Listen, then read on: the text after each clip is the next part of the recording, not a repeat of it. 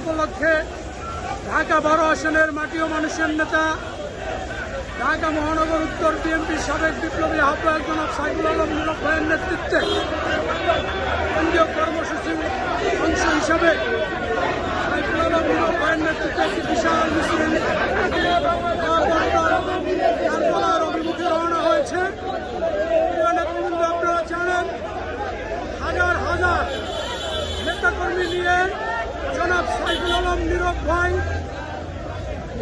বিএনপির কেন্দ্রীয় কার্যালয়ের অভিমুখে মহান মে দিবস উপলক্ষে যাত্রা শুরু করেছেন।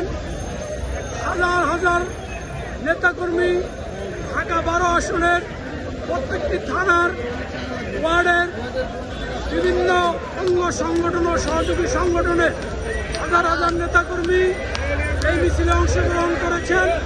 আপনারা দেখতে পাচ্ছেন একটি বিশাল মিছিল নিয়ে জনাব সাইফুল আলম নীরব ভাই বিএনপির কেন্দ্রীয় কার্যালয় অভিমুখে রওনা হয়েছেন। আপনারা জানেন আজকে মহান মে দিবস উপলক্ষে বাংলাদেশ জাতীয়তাবাদী দল বিএনপি একটি সমাবেশ ডেকেছেন নয়াপল্টন কেন্দ্রীয় কার্যালয়ের সামনে।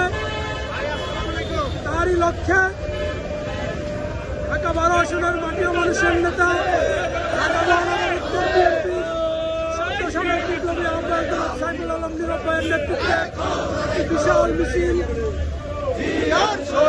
নয়াপল্টন কেন্দ্রীয় কার্যালয়ের অভিমুখে যাচ্ছেন।